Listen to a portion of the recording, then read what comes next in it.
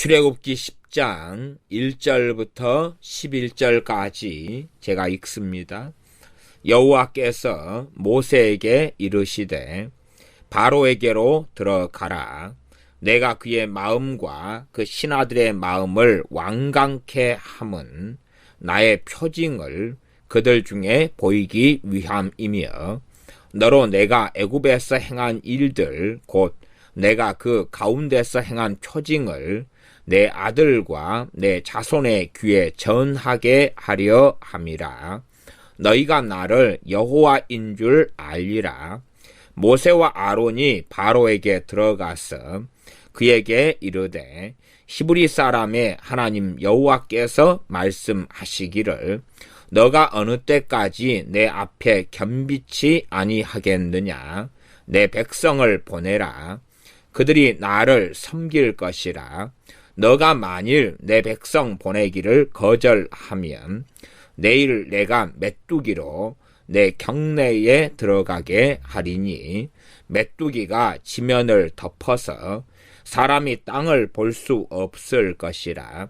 메뚜기가 내게 남은 그것 곧 우박을 면하고 남은 것을 먹으며 들에 너희를 위하여 자라는 모든 나무를 먹을 것이며 또 내 집들과 내 모든 신하의 집들과 모든 애굽 사람의 집들에 가득하리니 이는 내 아비와 내 조상이 세상에 있어 오므로 오늘까지 보지 못하였던 것이리라 하셨다 하고 돌이켜 바로에게서 나오니 바로의 신하들이 그에게 고하되 어느 때까지 이 사람이 우리의 함정이 되리이까. 그 사람들을 보내어 그 하나님 여호와를 섬기게 하소서. 왕은 아직도 애굽이 망한 줄을 알지 못하시나이까 하고 모세와 아론을 바로에게로 다시 데려오니 바로가 그들에게 이르되 가서 너희 하나님 여호와를 섬기라. 갈 자는 누구누구뇨. 모세가 가로되 우리가 여호와 앞에 절기를 지킬 것인즉 우리가 남녀노소와 우양을 데리고 가겠나이다. 바로가 그들에게 이르되 내가 너희와 너희 어린 것들을 보내면 여호와를 너희와 함께하게 함과 일반이니라. 삼갈지어다 너희 경영이 악하니라. 그는 불과하니 너희 남정만 가서 여호와를 섬기라. 이것이 너희의 구하는 바니라. 이에 그들이 바로 앞에서 쫓겨나니라. 아멘. 출애굽기 10장에서는 8째 재앙인 메뚜기로 인한 재앙이 10장 1절부터 20절까지 나와 있고 20절부터 마지막 21절부터 29절까지는 흑암의 9번째 재앙이 나와 있습니다. 10장 1절부터 말씀을 읽으면서 나눕니다. 여호와께서 모세에게 이르시되 바로에게로 들어가라. 내가 그의 마음과 그 신하들의 마음을 완강케 함은 나의 표징을 그들 중에 보이기 위함이며. 우리는 하나님의 인도하심을 따라서 살아가야 됩니다. 그러나 우리의 자유의지가 그 안에 있고 우리의 믿음과 우리의 열심이 그 안에 함께 있어서 하나님의 인도하심, 성령의 인도하심을 따라가야 됩니다. 우리가 성령 충만을 받은 다음에 이 성령 충만한 삶을 살아도 우리가 그 성령 충만의 은혜가 주어졌을 때에 더욱 간절히 하나님을 바라고 하나님을 의지하느냐, 아니면 성령 충만한 삶을 살지만 방임적이고 무책임하고 알아서 성령님께서 다 하실 것이다 하는 가운데 즐기고만 그 시간을 보내고 있다면은 그러한 성령 충만한 삶이 점점 우리 식으로 한다면은 100%에서 며칠 지나면 90%, 며칠 지나면 80%, 또 한 달 지나면 60%, 2달 지나면 50%, 석 달 지나면 30%. 그렇게 충만한 성령의 역사하심이 점점 줄어들어 가게 될 것은 명확합니다.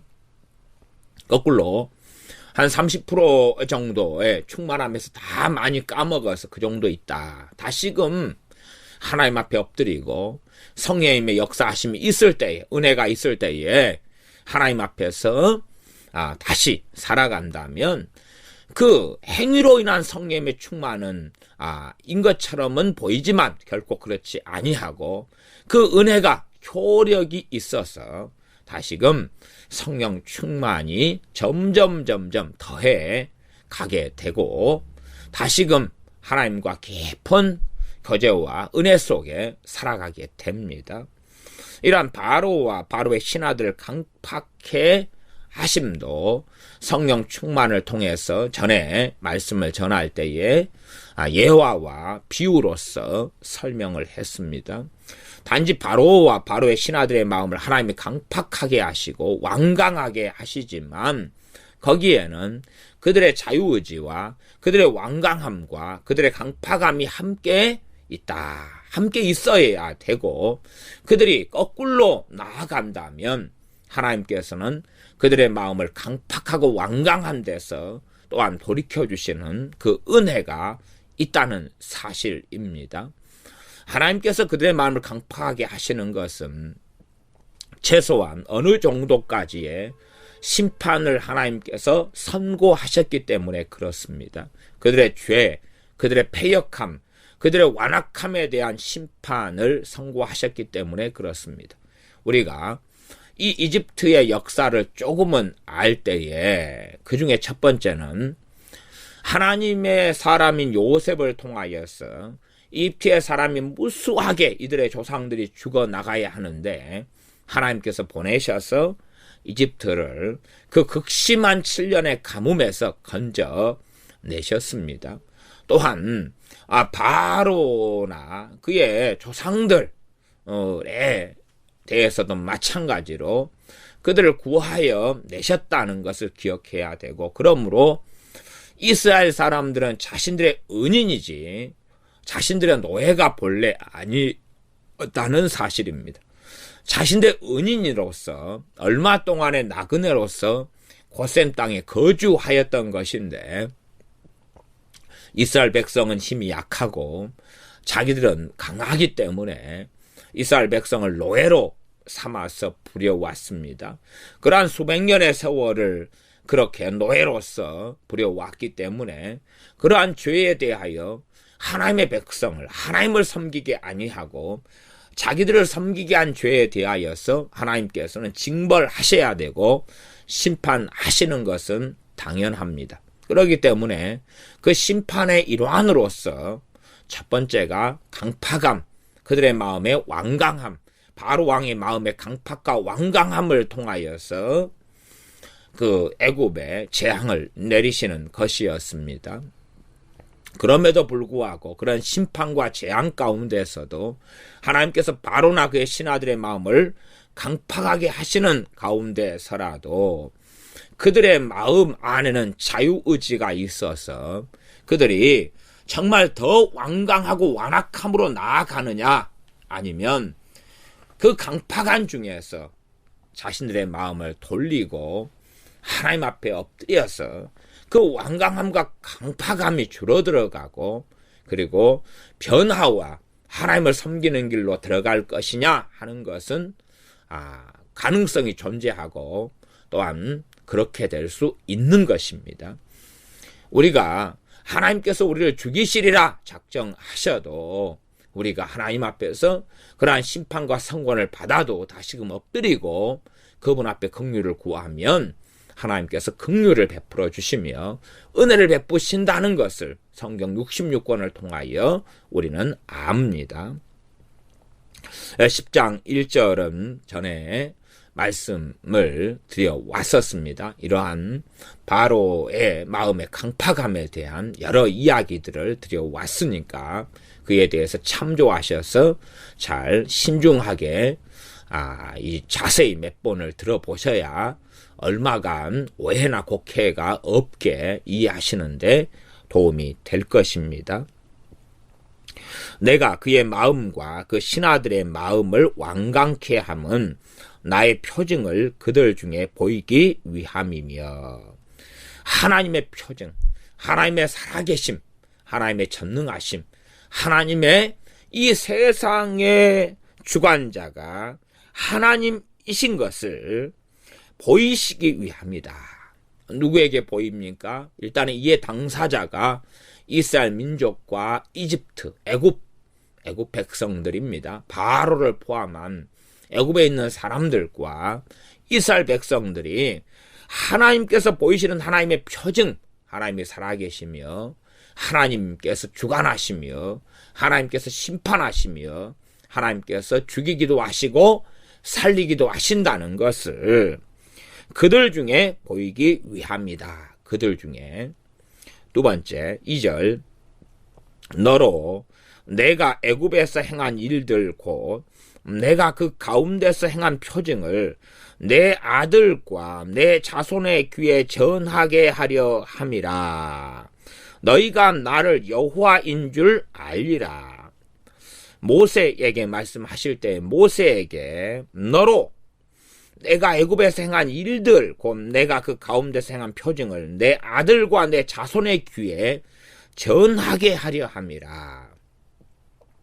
당연하게 모세만 이런 명령을 받았던 것이 아니라 이스라엘 자손들, 아비된 자들, 이런 자식들에게 또한 자손들에게 이 애굽에서 노예 생활을 하는 가운데 하나님께서 이러한 재앙들, 애굽의 재앙들을 내리심으로써 하나님의 영광을 드러내시며 하나님의 능력을 드러내신 것을 그들은 증거하고 전하였어야 합니다. 그러므로 이스라엘 백성들은 자신의 자식들과 자손들로 인하여 하나님을 바르게 섬기도록 하나님을 알리고 가르쳐야 했습니다.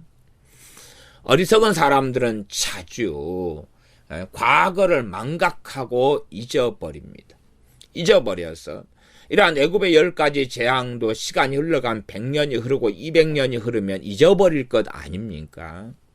우리가 일본의 식민지로 살아가다가 우리를 해방시키신 것은 독립군의 활동도 아니고 또 독립군은 실제로 공산주의 사상에 깊이 있게 사회주의에 물들어 버려서 그들을 통하여 해방이 나타나는 이러한 김일성의 해방 전선이 깊이 있게 관여됐는데 또 소련의 무수한 자금들이 관여되어서 그들로 인한 해방이었다면 아마 38선으로 갈라지기 전에 이미 적화 통일의 양상이 벌어져서 공산주의 속에 비참하게 우리는 살았을 것입니다. 그러나 감사하게 미국의 민주국가에 의한 해방을 맞이하여서 이 최소한은 남쪽 남한은 민주주의 국가가 될 기반을 또 가능성을 기회를 얻게 되었고 하나님께서 그의 사람을 통하여서 이승만 대통령을 세우셔서 자유민주주의 국가와 적과 통일의 야욕에서 건져내도록 큰 은혜를 베풀어 주셨습니다. 그러한 오래되지 않은 역사를 망각한 채 우리나라는 대단한 민족이요 또한 대단한 능력을 가졌으며 우리는 반만년 5000년 역사 속에서 우리는 항상 부유하고 잘났고 강대국이었고 잘 살았다 그렇게 착각하는 어리석음을 반드시 벗어야 할 것입니다. 5000년의 역사 속에서 몇십 년을 제외하고는 다 찢어지게 가난했고 비참했고 전쟁 속에 또한 노예들 속에 살았고 이 몇 명 안 되는 민족 가운데서라도 양반과 상민, 천민을 구별하여서 계급주의 사상으로 끊임없이 같은 동족을 노예와 머슴으로 부려서 살아왔던 삶의 국가의 민족의 수레바퀴가 이 땅에는 계속 있어 왔습니다. 그러한 역사적인 이야기를 자손에게 전해야 하지요. 그러나 더 근원적으로는 목적은 하나님을 섬기고 하나님을 경외하게 하는 것입니다. 유감스럽게 지금 현 시대의 예수를 믿는다는 부모들의 입에서 자녀들에게 하나님의 말씀을 증거하고 가르치는 것은 거의 찾아볼 수가 없습니다.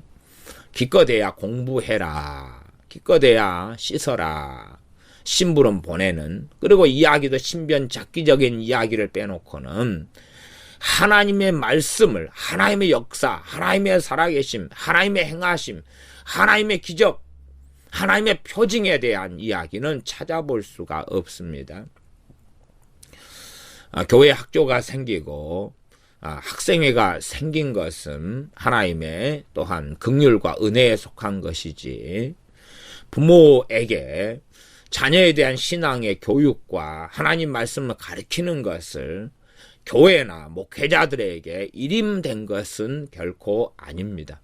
하나님의 말씀은 변동이 없고 변화된 것이 없습니다.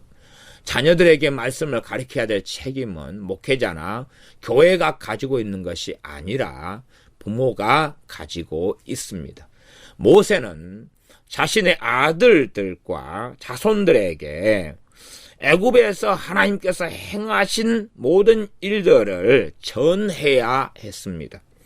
전함을 통하여서 아들들이나 또한 자손들이 전능하신 하나님께서, 여호와 하나님께서 살아계시며 그분을 섬겨야 한다는 것을 배우든지 배우지 않든지 선택하게 될 것입니다. 여호수아는 나와 내 집은 여호와만을 섬기겠다, 너희들은 누구를 섬길지 섬길 자를 결정하라, 그런 것처럼 참으로 많은 은혜와 긍휼과 이끄심과 인도하심을 이스라엘은 받아왔으나, 그러나 겉으로는 하나님을 섬기는 채 하였으나 진실로는 하나님을 섬기는 것을 좋아하지 아니하여서 인생의 마지막 때가 되어졌을 때에 여호수아라는 하나님의 사람은 나와 내 집은 하나님에게서 떠나지 않겠다마는 너희들은 알아서 해라, 이러한 참으로 참담하고 슬픈 이야기를 하고 있습니다. 하나님의 백성들은 마땅히 하나님의 살아계심을 자신의 자식들에게는 증거하여서 여호수아가 나와 내 집은, 자기는 책임을 다하여 자신의 자식들은 하나님을 섬기겠다라고 증언하였습니다.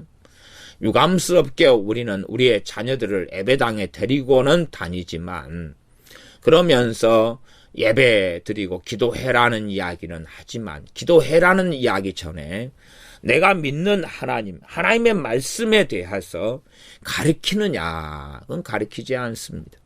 아마 착각하는 것 같아요. 가르치기 전에 다 알 것이다, 설교를 함께 들으니까 말씀을 기다려 듣겠지 라고 착각하지만, 얼마나 자녀들은 예배 시간에 졸면서 무관심하면서 앉아있고 헛된 생각 속에 앉아있는지를 알지 못하고 착각 속에 내 자식은 말씀을 잘 들을 거야, 착각합니다. 알 거야. 그러면 학교를 보내놓고 성경표는 빵점이 나오는데도 야, 내 자식은 학교 수업을 잘 듣고 있을 거야, 내 자식은 공부를 잘하고 있어, 착각하는 것과 얼마나 같습니까?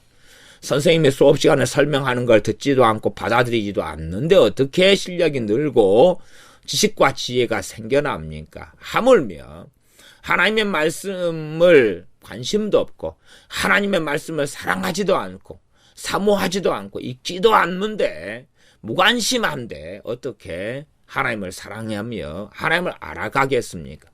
최소한 부모가 하나님의 말씀을 사랑하고 하나님을 사랑하고 하나님을 자녀들에게 증언하라는 것이 하나님의 근본적인 명령입니다.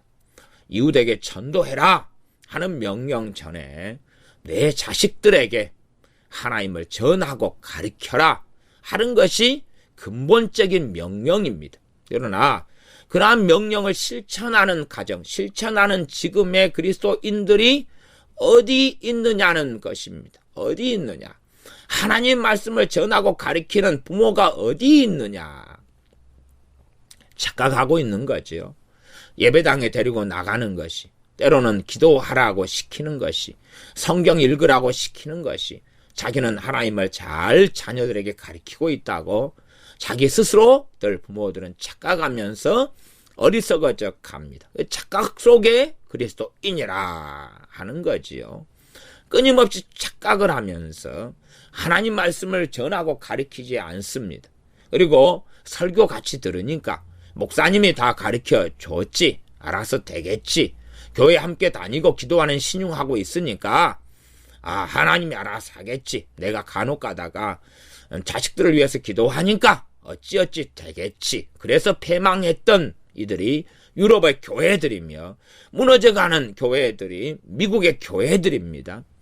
그럴진데 동일한 전철을 밟아서 한국 교회도 걸어가니 지금은 그에 대한 열매를 거두고 있는 때가 되어져서 청년들이, 학생들이 예배당에서 찾아보기가 어려워졌습니다.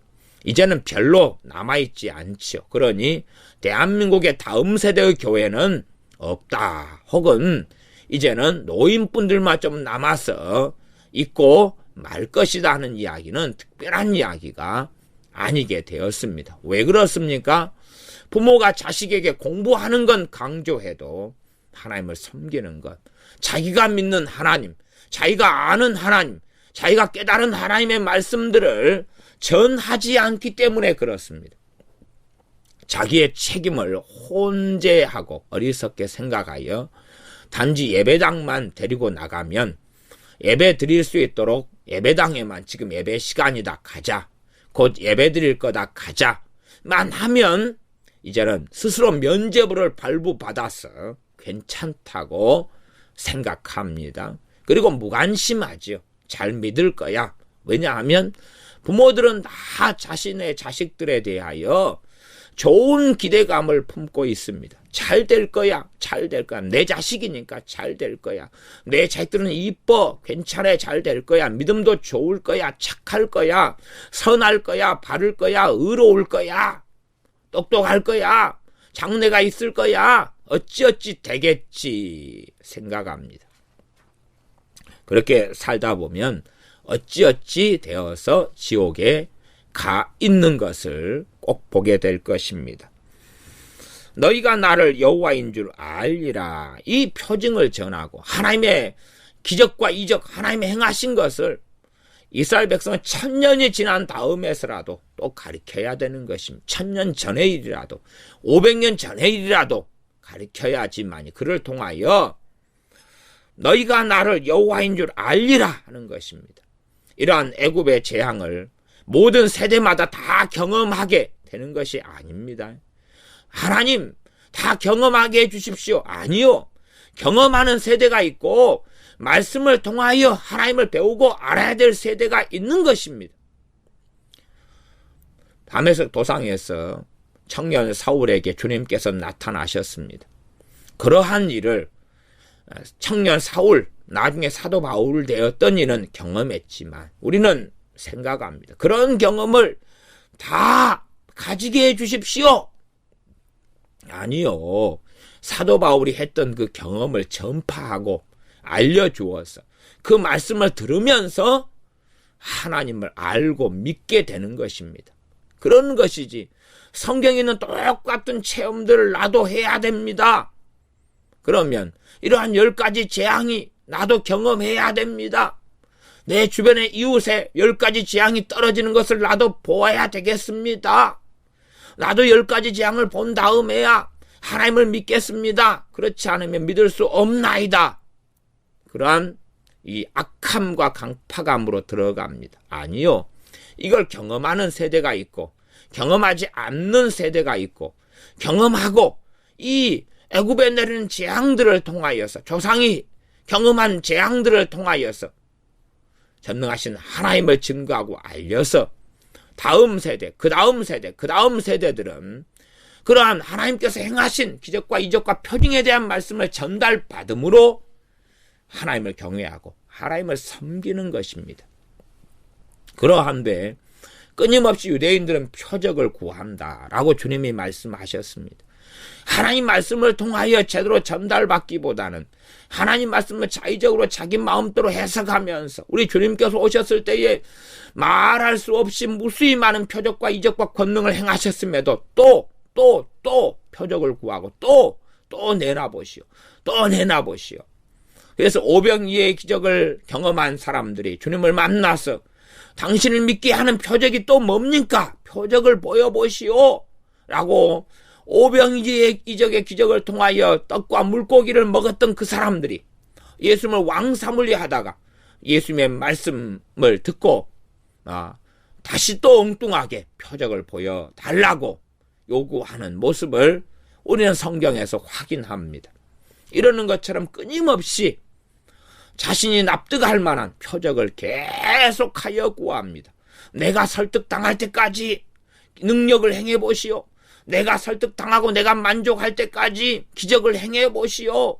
그러는 어리석은 사람들이 믿는다는 사람이나 안 믿는다는 사람 속에서 가득하고 많습니다. 그들의 종국은 결국은 하나님 없는 삶이 될 것이고 하나님의 영원한 심판만이 기다리고 있습니다. 반드시 우리는 우리의 사명을 다하여 누군가에게 전도하기 이전에 우리의 자녀들을 하나님의 사람으로 세우기 위하여 하나님의 말씀대로 순종하여 우리 자녀들에게 하나님의 말씀을 강론하고 가리키고 하나님의 살아계심을 증거하고 하나님의 행하신 과거의 일들을 증거하고 전해야 합니다. 3000년 전의 일이라도 1000년 전의 일이라도 하나님의 말씀을 또한 하나님의 역사 속에서 행해오신 일들을 반드시 증거해야 됩니다. 그때에 어떤 자녀는 전능하신 하나님께서 여호와 하나님이시며 창조주이시며 경외하고 경배해야 될 하나님이신 줄을 알게 될 것입니다. 10장 3절입니다. 모세와 아론이 바로에게 들어가서 그에게 이르되 히브리 사람이 하나님 여호와께서 말씀하시기를 너가 어느 때까지 내 앞에 겸비치 아니하겠느냐. 내 백성을 보내라. 그들이 나를 섬길 것이라. 바로의 가장 큰 문제가 너가 어느 때까지 내 앞에 겸비치 아니하겠느냐. 이 기적을 통하여서 거꾸로 지라고 하는 것입니다. 기적과 이적과 재앙을 통하여서 겸비를 하나님이 원하시는 것입니다. 강팍해 하시는 분이 하나님이시지만 그러나 이 강팍함 안에는 신비들이 있다고 제가 계속 말씀드려 왔습니다. 너가 어느 때까지 겸비치 아니하겠느냐. 강팍하게 하시면서 또한 항상 강팍하게 되는 것은 아니고 바로라면 바로의 자유의지가 있고 바로의 의지가 있고 바로의 생각이 있습니다. 너가 어느 때까지 내 앞에 겸비치 아니하겠느냐. 하나님께서 기계처럼 로봇처럼 바로를 조종하시는 것이 아닙니다. 하나님의 주권적인 역사하심으로 강팍해 하실 때가 있고 그러나 자유의지는 전반적으로 바로가 가지고 있습니다. 우리가 성령 충만을 받더라도 자유의지는 우리가 가지고 있지 않습니까? 그렇습니다. 우리가 자유의지를 가지고 있습니다. 그러지 성령 충만을 받은 사람이 화장실에 가는 것도 성령이 지시해주고 밥을 먹는 것도 지시해주고 간식을 먹는 것도 지시해주고 그렇게 주장하는 사람들이 있는데 그런 사람들이 경험하는 것은 성령의 역사가 아니라 대부분이 미혹의 역사고 마귀의 역사입니다. 광명의 천사처럼 성령님처럼 가장한 더러운 영입니다. 지금은 목사님이 되셔서 목회하는 어느 통합직교회 목사님이 전에 이 미혹의 영을 받아가지고 찾아온 적이 있었습니다. 그래서 놀라운 성령의 역사가 임하고 모든 은사가 임하여서 애언이 팡팡팡 터지고 그렇다 했는데 알고 보니 내가 성령님이니라, 내가 나사렛 예수니라, 내가 하나님이니라, 이러한 미혹의 영들이 여럿이 들어갔고 그것을 어리석게도 받아들였던 것입니다. 물론 그래서 감사하게는 그 미혹이 든지가 짧아서 쫓아낼 수 있고 정리할 수 있어서 다행이었지만 전우사 시대 때에 그 양반은 성령님이시고 하나님이신 줄로 알고 받아들였던 것입니다. 왜? 그럴싸하니까. 자기의 생각으로 볼 때는 다 옳은 것처럼 말씀에 근거해서 분별해 보았는데 틀린 것이 없는 것처럼 보였던 것이지요. 그러지 다 알 만큼 전부 다 한다면 누가 사기를 당하고 사기꾼에게 누가 넘어가겠습니까? 최고급의 사기꾼이 마귀이고 더러운 악한 영 귀신들이라는 것을 아셔야 되지. 그냥 뻔한 거짓말을 하고 있는 존재가 마귀가 아닙니다.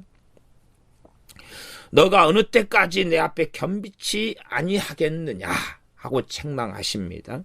내 백성을 보내라. 그들이 나를 섬길 것이라. 4절 너가 만일 내 백성 보내기를 거절하면 내일 내가 메뚜기로 너 경내에 들어가게 하리니 메뚜기가 지면을 덮어서 사람이 땅을 볼 수 없을 것이라. 이 고센 땅을 제외하고 이집트 땅에 얼마나 메뚜기를 하나님이 보내시는지 오히려 메뚜기로 뒤덮여가지고 땅을 볼 수 없을 것이다 할 정도로 메뚜기를 쌓아서 보내겠다고 말씀합니다. 5절 중간 메뚜기가 너에게 남은 그것 곧 우박을 면하고 남은 것을 먹으며 들에 너희를 위하여 자라는 모든 나무를 먹을 것이며 너희를 위하여 자라는 나무 과실나무부터 시작한 많은 나뭇잎과 나뭇가지 메뚜기들이 달라들어 뜯어 먹는 거지요. 푸른 채소와 잎이라는 것은 다 뜯어서 먹게 되겠지요. 6절 또 내 집들과 너 모든 신하의 집들과 모든 애굽 사람의 집들에 가득하리니 이는 너 아비와 너 조상이 세상에 있어 오므로 오늘까지 보지 못하였던 것이리라 하셨다고 돌이켜 바로에게서 나오니 이제는 메뚜기의 재앙을 선언하고 선포합니다. 10장 4절로 돌아가면 내일 내가 메뚜기로 내 경내에 들어가게 하리라. 이전 이집트의 이 나라에 메뚜기를 하나님이 내일 불러드리겠다고 바로 모세와 아론이 이야기합니다. 그래서 10장 3절에 보면 아론까지 이제 메뚜기 재앙 때는 아론이 등장하고 나옵니다. 하나님 말씀이 정확한 거지요. 물론 그 전에 아론도 함께 다녔지만 지금 아론이 사라졌다가 나타났다가 하는 것은 아론이 하나님 관계가 문제가 있다는 것을 드러내주는 것입니다. 우리가 브루스길라와 아굴라와 브루스길라 이름을 잘 보시면 맨 처음에는 아굴라와 브루스길라 나오다가 아굴라는 남편이고 브루스길라 아내인데 순서가 바뀌게 됩니다. 브루스길라와 아굴라 이렇게 바뀌게 됩니다. 먼저 된 자가 나중되고 나중된 자가 먼저 된 자가 많으니라. 또한 사도들을 통한 전도 여행 1차, 2차, 3차 사도 바울과 바나바 같은 경우 우리가 성경 사도행전을 잘 보면은 맨 처음에 바나바와 사울 이렇게 나옵니다. 바나바와 사울, 바나바와 바울 이렇게 나오다가 어느 때부터 바울과 바나바로 바뀝니다. 바울과 바나바로 바뀌고 그래서 먼저는 핵심은 바나바였습니다. 그러다가 2차 전도여행 때는 바나바는 조카 마가를 데리고 떠나고 바울만이 이제 중심을 이룹니다. 그래서 바울, 그 다음에 바울과 실라, 바울과 디모데 이렇게 계속 나옵니다. 이렇게 하나님의 역사의 중심은 바뀌어져 갑니다. 모세와 아론 나올 때에 또한 모세만 나올 때에 아론의 영적 상태를 우리가 확인할 수가 있는 것입니다. 하나님께서 아론이 하나님 앞에 제대로 서 있는 사람이었다면 모세와 아론 이렇게 나왔을 것이고 때때에 따라서 아론을 통해서도 앞에서 했던 것처럼 기적과 이적을 행하도록 역사하셨을 것입니다. 8번째 재앙에서 아론이 다시 등장하고 나옵니다. 그전에도 아론과 모세가 함께 하지만 아론은 성경에 기록하지 않고 있다가 다시 하시다가 이렇게 왔다 갔다 하는 걸 통해서 아론이 하나님과의 계속된 문제 속에 있구나 하는 것을 우리는 생각하고 들여다볼 수 있고, 성경 66권의 그러한 관점으로서 잘 생각해 보시면 좋겠습니다. 어떤 사람이 몇백 살을 산다 할지라도 하나님 앞에서 살지 아니하면 그것이 아무런 가치가 없기 때문에 수혜칠 가치가 없어서 하나님께서는 성경에는 중요시 여기지도 않고 하나님의 백성들 가운데 중요시 여기지 않아서 성경에는 제대로 기록하지도 않고 별로 언급하지도 않습니다. 왜냐하면 하나님 앞에서는 죄악된 삶일 뿐이어서 가치가 없기 때문에 그러합니다. 때로는 죄악된 삶을 살았던 사람들, 죄악의 역사라 할지라도 그 사람이 하나님 앞에 제대로 회개하고 섰는 사람에 대해서는 그의 죄악된 과거와 삶이라도 하나님께 의미가 있기 때문에 사용하셔서 하나님의 백성들, 자녀들에게 잘 깊이 있게 말씀하십니다. 그러한 것을 우리는 특별히 다윗이나 또한 삼손이나 이런 등의 삶을 통하여서 읽어볼 수가 있습니다. 그래서 이 메뚜기로서 가득하게 할 것이다. 7절, 바로의 신하들이 그에게 고하되, 이제 이 모세와 아론이 이렇게 내일 메뚜기가 가득할 것이라고 선고하고 나갑니다. 나갈 때에 바로의 신하들이 바로에게 고합니다. 어느 때까지 이 사람이 우리의 함정이 되리까? 이 사람 단수로 이야기한다면 모세를 이야기하겠지요. 우리의 함정이 되리까? 그 사람들을 보내요. 그 사람들은 이스라엘 백성들입니다. 그 하나님 여호와를 섬기게 하소서. 왕은 아직도 애굽이 망한 줄을 알지 못하시나이까? 이제 이미 이집트가 망했다고 이야기합니다. 망했다. 당연히 이 나라는 망할 수밖에 없는 것입니다.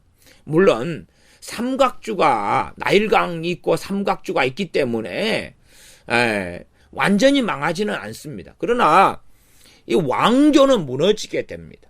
힘은 잃어버리고 국력도 잃어버린 채 말하자면 한참을 거지로서 살아가야 됩니다. 한참을 거지 민족으로 살아가야 됩니다. 생각해 보십시오. 모든 재산들을 다 잃었습니다.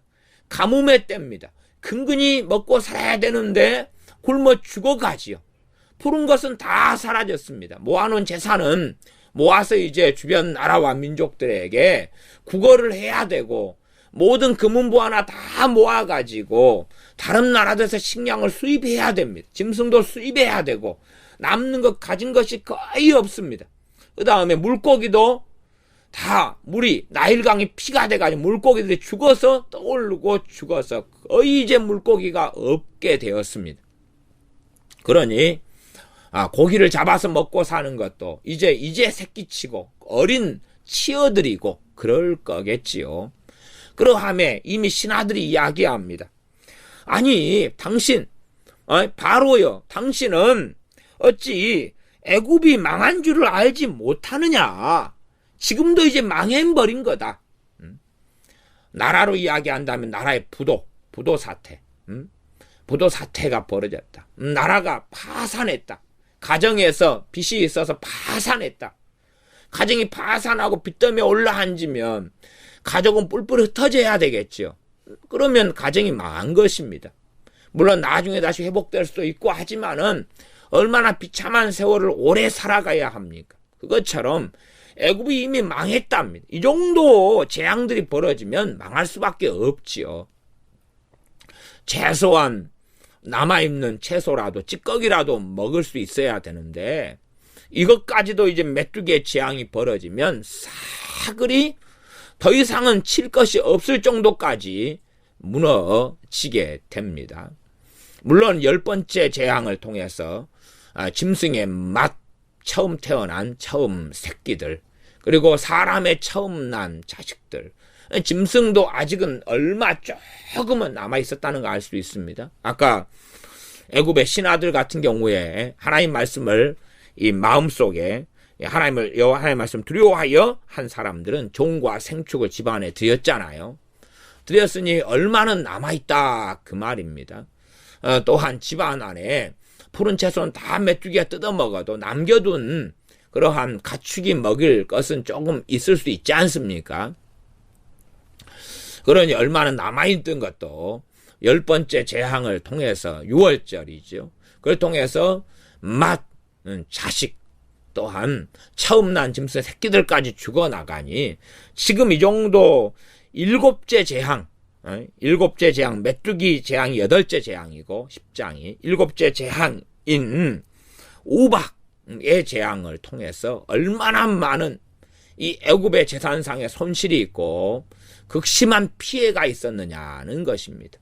한 도시나 한 마을 같은 데에 해일이 일어나거나 아주 침수가 일어나서 가옥이 침수되고 다 무너지고 산사태가 일어나고 아니면 화산이 폭발해가지고 화산재로 다 덮여버리고 한다면 그 마을은 제대로 유지되기가 어려울 것입니다.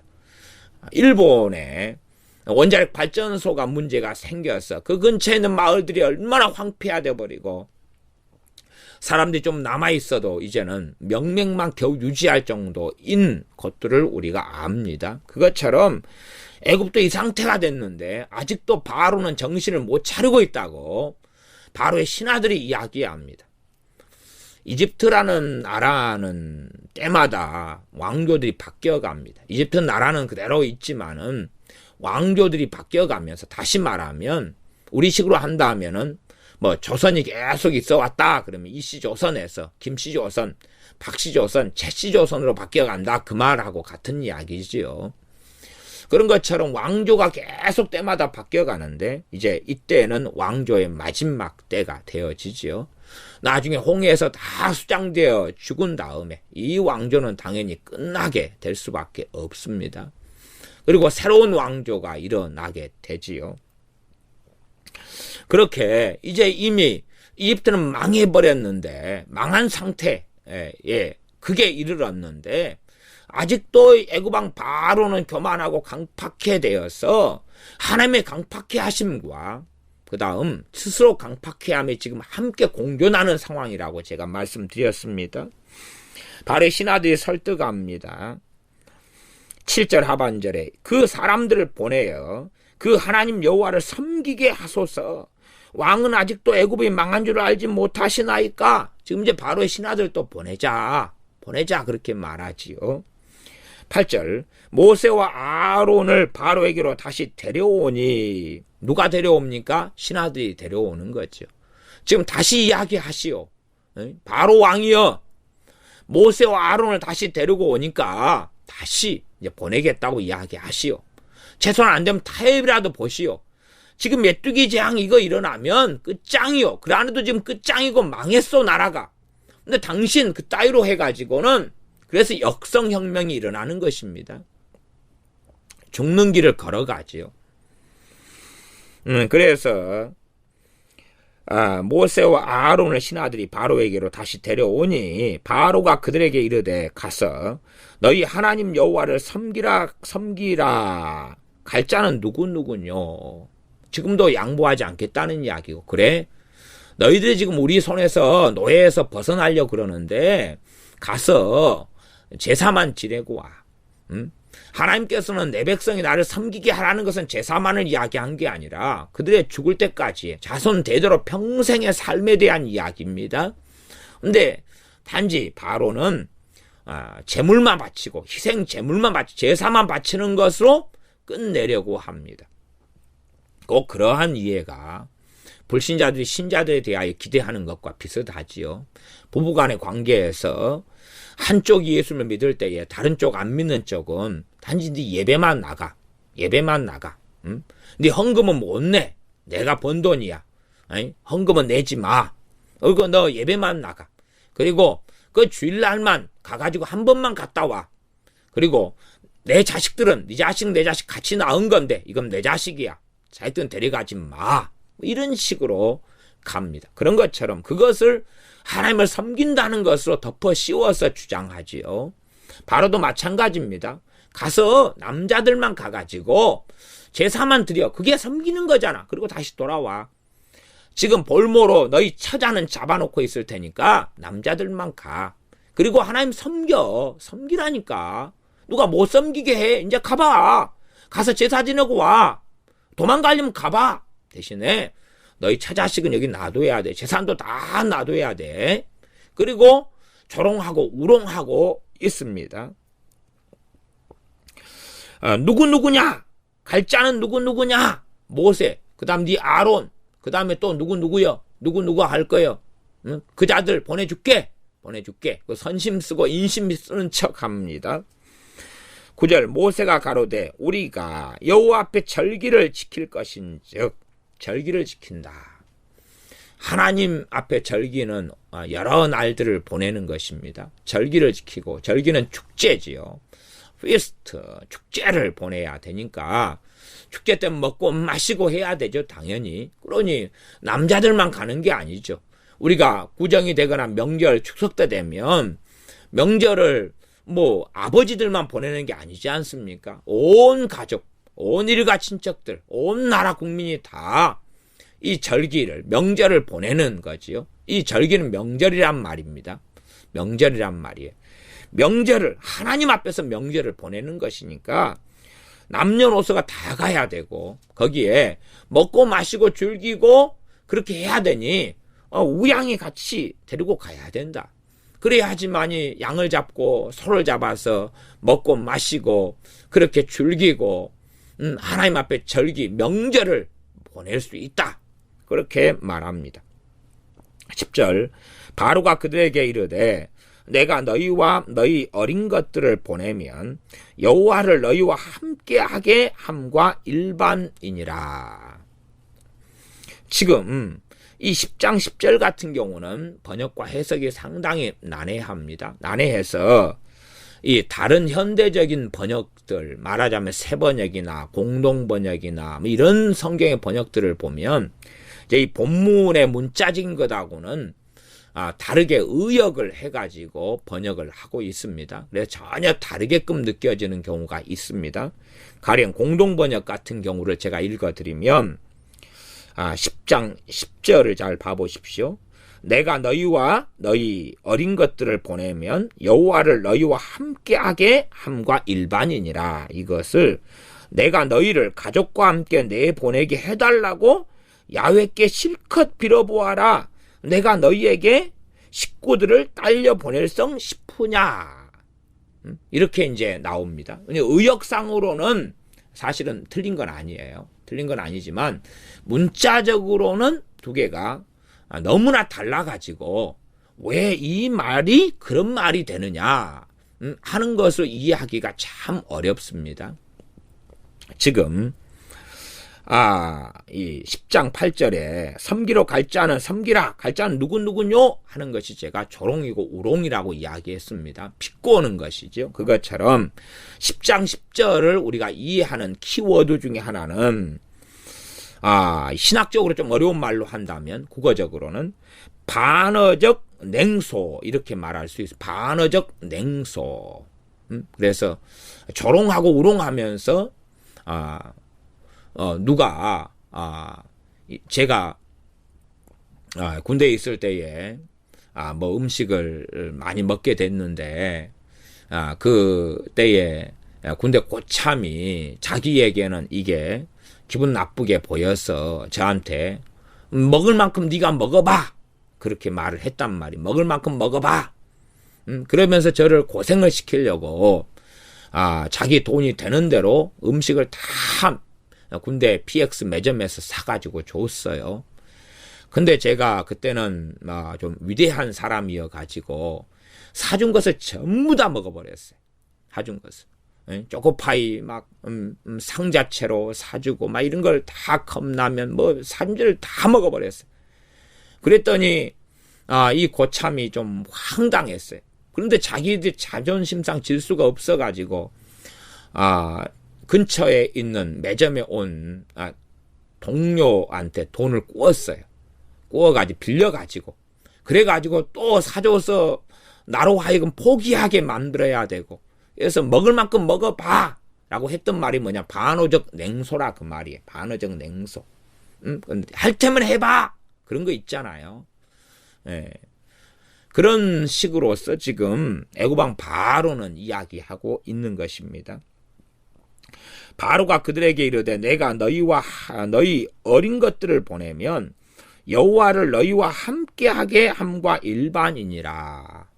정말로 너희 여호와 하나님이 능력 있고 힘이 있으면 내가 너희들을 안 보내도 너희 하나님 여호와는 다 그걸 해야 돼. 할 테면 해봐. 하나님한테 할 테면 해보라 그래. 너희들이 어린 것들하고 재산이나 다 보내달라고 요구하는데 그렇게 해서 우리 손에 내 손에서 벗어나려고 그러는데 정말로 너가 하나님이 그렇게 능력 있다면 그렇다면 내가 너희 남정대들만 보내도 하나님이 뭐 예를 들어 공간이동 시켜볼 수 있잖아. 그렇게 하라 그래.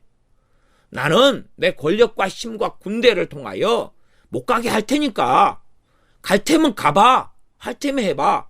그러지 괜히 하나님 빙자해서 이야기해가지고 내가 너그 말 듣고 어른들 남녀노소 다 우양이나 다 보내면 내가 네 하나님이 능력 있고 살아있다는 것을 내가 한 거잖아. 내가 너그 말 듣고 너가 하나님이 살아계시다고 해준 거하고 똑같은 거잖아. 그러니까 그러면 안 되지.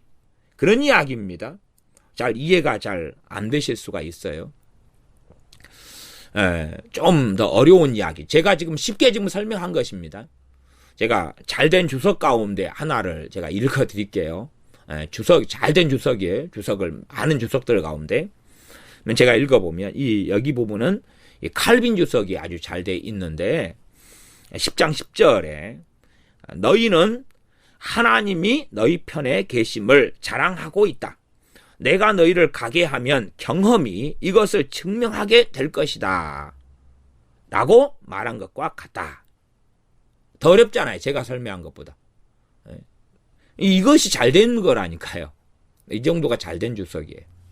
요 한 절 가지고 그래도 한 2페이지에 걸쳐 설명하고 있으니까 참 자세하게 잘 설명하고 잘 된 주석이 칼빈 주석입니다. 그래도 좀 이해하기가 좀 어렵지요. 예를 들어 이 10장 10절 같은 경우도 이 칼빈 이 목사님 같은 경우는 주석을 쓰기 위하여 굉장히 많은 책들을 섭렵하고 참조하였습니다. 그러니 10장 10절 같은 경우도 이 칼빈 주석을 전반부를 볼 때는 정말로 많은 사람들이 왜곡하고 잘못 해석하는 부분이 너무 많다. 그래서 서두에 보면 나는 이처럼 뜻이 명료한 이 규절을 해석자들이 과격하게 왜곡하는 것에 놀라지 않을 수 없다. 그렇게 이제 시작을 해요. 그러면서 그렇게 정말 말도 안 되게 왜곡하는 것들에 대하여서 나는 더 이상 인용하지도 않겠고 누구의 의견도 인용하지도 않겠고 또 필요하지도 않다. 그러면서 다 그냥 그 여러 주석자들이나 이 구절을 설명한 사람들의 의견을 내버려 둬버리고 이제 자기가 생각하는 이해하는 바른 의미로서 출애굽기 10장 10절을 설명합니다. 그러니 단지 어마어마한 학식과 지식과 지혜를 가진 사람이 이 존 칼빈 목사님이었고 그런 것이지 이 주석이 결코 단순하게 나온 것은 아닙니다. 이 정도 역량의 주석을 쓸 수 있을 만한 사람은 거의 역사적으로 찾아보기가 어렵습니다. 물론 어떤 사람들이든지 한계가 있고 그리고 완벽한 사람은 없습니다. 주님만이 유일하시며 온전하시며 완벽하시며 우리를 온전하게 하시는 분이 되십니다. 우리가 주님을 의존적인 삶을 살 때 온전케 되어지지 주님이 없으면 주님을 떠나면 그 온전함이라는 것은 아무런 가치가 없게 되고 쓸모없는 것으로 판명되고 맙니다. 다시 출애굽기 10장 10절 그래서 뭐 크게 더 설명할 필요는 없고 그럴 것 같습니다. 바로가 그들에게 이르되 내가 너희와 너희 어린 것들을 보내면 여호와를 너희와 함께하게 함과 일반이니라. 너희는 너희의 하나님이 이렇게 했다고 말하는데 그래서 나를 섬기라고 자꾸 말하면서 하는데 너희의 말을 따라주면 그 너희의 하나님 여호와가 했다는 것을 내가 이루어주게 되는 것이 아니냐.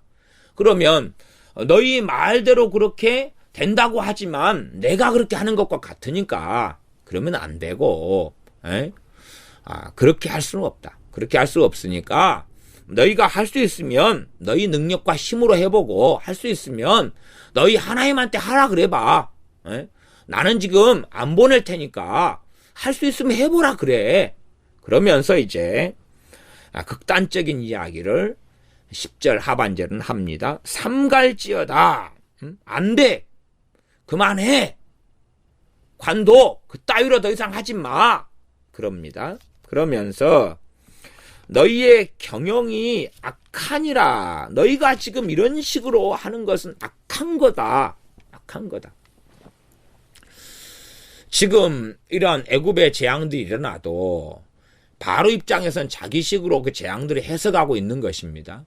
해석하고 있어서 앞에는 여호와는 의로우시다 이렇게 말을 했지요. 이것이 여섯째 재앙에서 그런 이야기를 바로는 했었습니다. 그렇지만은 다시금 이 바로는 악의 개념을 왜곡하고 있는 것을 봅니다. 우박의 재앙에 있어서도 우박을 내려서 하나님께서 계속 우박이 떨어진 중에는 그러면서 무수한 사람이 죽어가고 가축이 죽어나가는 가운데서는 바로가 9장 27절에 여호와는 의로우시고 이번은 내가 범죄하였노라. 여호와는 의로우시고 나와 나의 백성은 악하도다. 그렇게 했는데 지금 현재 메뚜기 재앙에 대해서는 이미 재앙이 내일부터 있을 것이다. 선고는 됐고 아직은 없습니다. 그러니까 이 바로가 생각하는 악과 죄의 개념이 달라요. 어떨 때는 맞아요. 우리의 양심으로나 세상 윤리로나 생각하는 죄와 악의 개념은 하나님 말씀과 맞을 때도 있고 틀릴 때도 있는 거예요. 예를 들어 중동에 가면 여자들은 너울을 쓰고 삽니다. 그러면 그들은 문화적으로 여자가 그걸 벗으면 죄고 악이라고 그러지요. 또한 중동의 남자들은 무수하게 많은 여자들을 자기 아내로 삼고 살아갑니다. 그러나 그것을 자기들은 오름이라고 생각하고 죄라고 생각하지 않지요.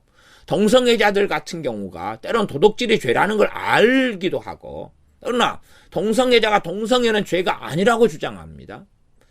그런 것처럼 자기들이 생각하는 양심의 문제, 가치관의 문제, 관습의 문제. 우리나라 조선시대 때는 양반들은 뛰어다니면 안 됐지요. 뛰어다니면 죄라고 생각했어요. 뛰면 안 돼. 비가 와도 소나기가 와도 뛰면 안 돼요. 그러니 우리나라 임금들이 단명할 수밖에 없죠. 먹기는 잘 먹는데 양반도 못 뛰는데 임금이 뛰면 되겠어요? 뛸 수가 없어요. 운동, 조깅 그런 거 못합니다. 헬스 그런 거 못합니다. 천천히 걷는 것이 경건함이고 오름이에요. 그들에게는. 이것이 유교 문화 아닙니까? 천천히 걷는 거예요. 천천히 걸어요. 천천히. 그러니 전쟁에서 싸울 때도 어떻게 싸웠겠어요? 창 들고. 그러니 양반님네들은 뒤에서 장군 돼가지고 장수 돼도 돌격하라 그럴 수는 있어도 자기들은 안 그럽니다. 왜? 자기들은 천천히 움직이는 것이니까.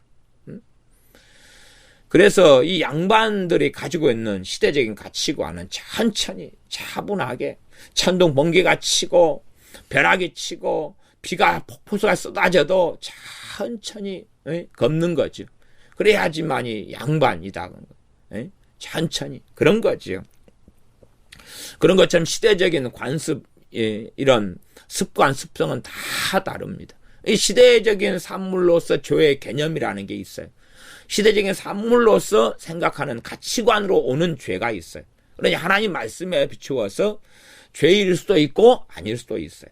그러함에 우리 양심을 통하여 죄를 깨닫게 하시는 하나님의 긍휼과 은혜가 있어요. 그러나 이 양심이 잘못 작용하고 때로는 간혹 하나님의 은혜에 따라서 바르게 작용할 때도 있는 거지, 양심 자체가 율법의 기능을 부분적으로 할 수 있으나 그러나 온전한 율법이 양심에 있는 것도 아니고, 그리고 오히려 하나님에 대하여 반역하고 잘못된 길로 사람의 양심이 걸어가는 것은 비일비재합니다. 악한 자의 양심은 악을 행해놓고도 전혀 악하다고 생각하지 않습니다.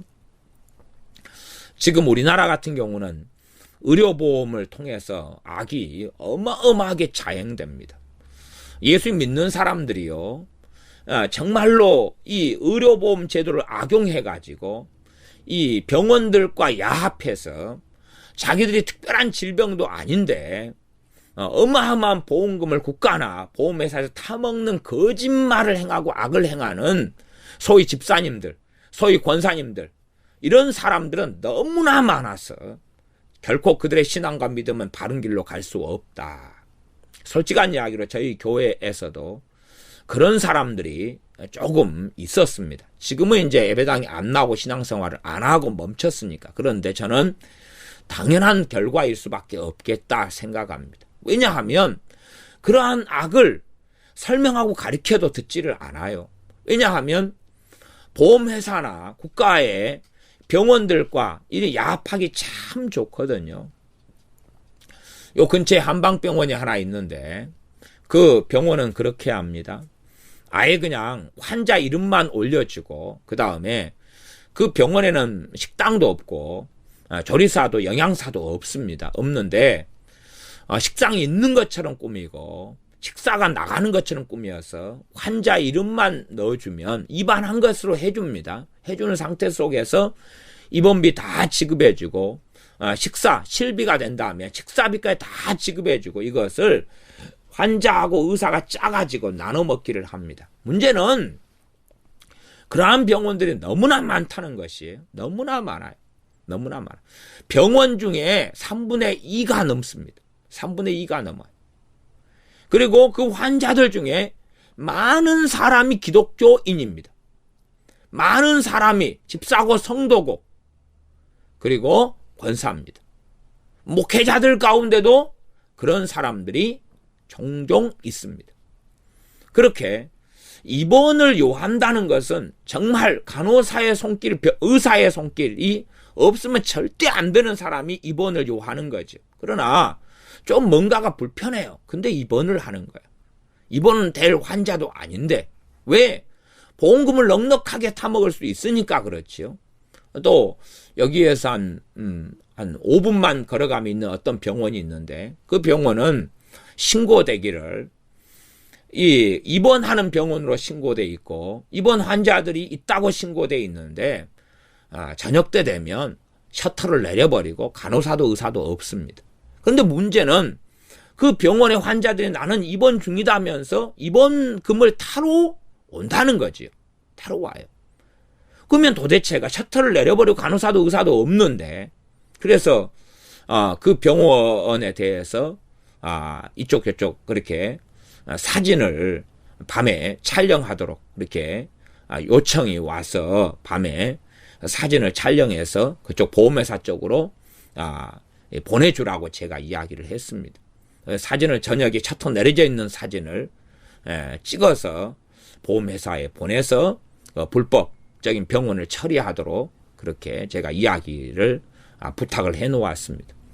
이러한 병원의 악, 그 다음에 믿는 사람이라고 하는 사람들이 국가의 의료보험 돈을 도둑질해 먹는 것, 거짓말을 쳐서 보험회사에 무수한 돈을 도둑질해 먹는 것, 이런 것에 양심에 걸리지를 않아요. 큰 교회는요, 그러한 정보들을 서로서로 줘가지고 아예 집사님들이 모여가지고 그런 불법적인 병원에 함께 가서 한 달에 몇백만 원씩 보험금을 타먹어요. 그리고 너무 좋아하고 감사원금도 내겠지요. 그리고 소고기도 사 먹고요. 참으로 그런 악한 길을 걸어가면서 하나님과 바른 관계가 될 것이라고 생각한다면 얼마나 악한 것입니까? 이 바로는 삼갈지어다 너희 경영이 악하니라 자기식의 개념이 가지고 있는 거죠. 야 봐봐 내가 너희들을 노예로 삼았지만 너희들 다 내가 먹여줬어. 너희들이 지금 산 땅은 내 땅이야. 고센 땅이 내 땅인데 거기에 너희들 살게 해줬잖아. 에? 은혜를 원수로 갚아. 그런 개념이라고 생각합니다. 이 나쁜 놈들 내가 너희들에게 명절 때 되면 부추라도 고기라도 소고기라도 한 근씩 줬잖아. 에? 근데 너희들이 왜 그리 악한 일을 해? 다 너희들의 집 짓고 사는 그거 그 땅 내가 다 빌려준 거 아니야? 내 땅에 너희들이 살고 지금까지 자사손 살아왔놓고 그럼 못된 짓거리를 해? 이런 배반을 해 이 나쁜 놈들아? 그러면서 자기식의 개념을 가지고 있습니다. 이스라엘 백성은 하나님의 소유죠. 바로라 할지라도 애굽 땅이라 할지라도 하나님의 것입니다. 그런데 이는 교만하여서 내 것이야, 내 것이야. 너희들도 내 것이야. 이스라엘 사람들 너희들도 다 내 것이야. 너희 자녀들도 다 내 것이야. 너희 우양도 다 내 것이야. 못까지 가. 어디서 그 따위 악한 일을 하려고 그래? 하는 개념을 가지고 있습니다. 11절. 그는 불가하니 그 말은, 그것은 불가하니 그 말입니다. 안 돼. 절대 안 돼. 절대 안 돼. 너희 남정만 가서 여호와를 섬기라. 너희 남자들만, 성인 남자들만 가는 것을 허락한다. 그러나 너희 여자들, 아내들, 엄마들, 애들, 그건 놔도 안 돼.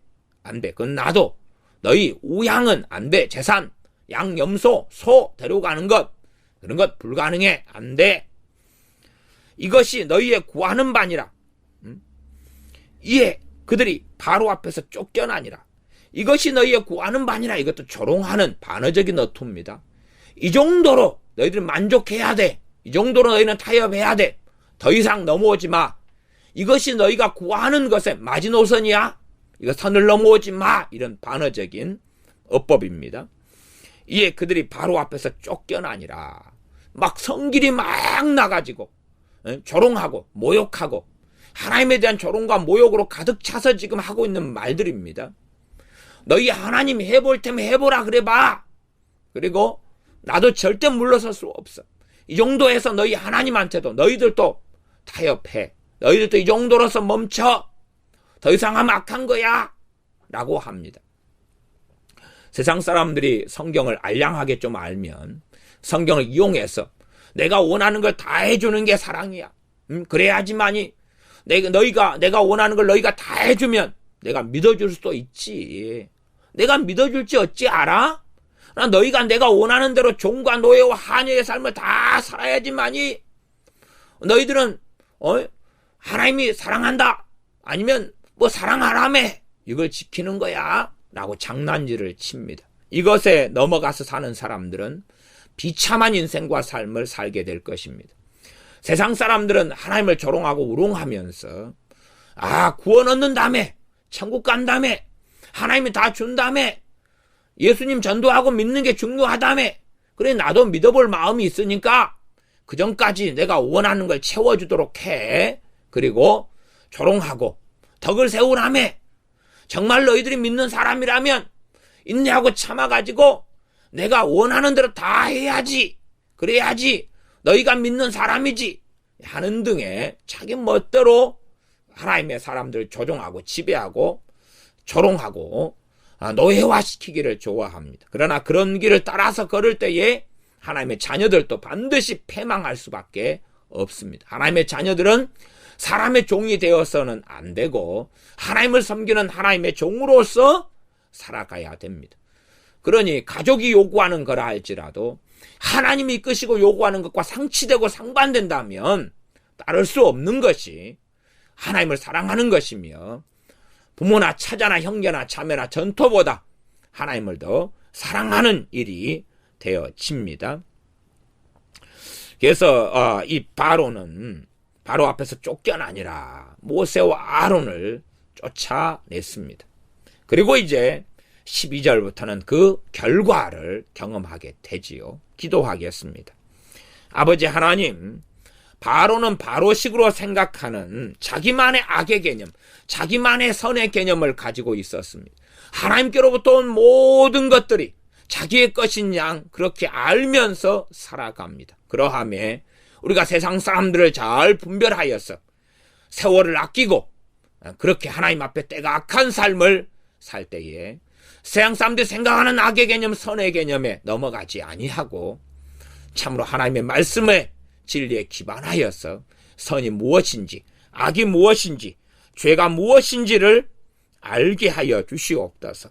우리의 마음이 높아져서 하나님 앞에 겸비치 아니한 그런 삶이 아니라 하나님의 기적과 이적 앞에서 또한 하나님의 말씀과 은혜 앞에서 우리의 마음을 낮추며 겸비케 되는 우리가 되게 하여 주시옵소서. 우리의 자녀들에게 말씀을 전하고 가르치라는 소명과 사명을 받았을진데 이걸 무책임하게 책임을 유기하면서 살아가는 사람들이 아니라 우리의 자녀들에게 하나님의 살아계심과 하나님이 행하셨던 과거의 일들을 가르치고 또 가르치고 전하고 또 전하는, 그리하여서 그 말씀을 통하여 우리의 자녀들이 전능하신 하나님 아버지를 알고 믿고 깨닫고, 그리하여 우리 주 예수님을 통하여서 하나님의 자녀와 백성이, 참된 자녀와 백성이 구경꾼이 아니라 참된 예배자가 되게 하여 주시옵소서. 예수님의 이름으로 기도하옵나이다. 아멘.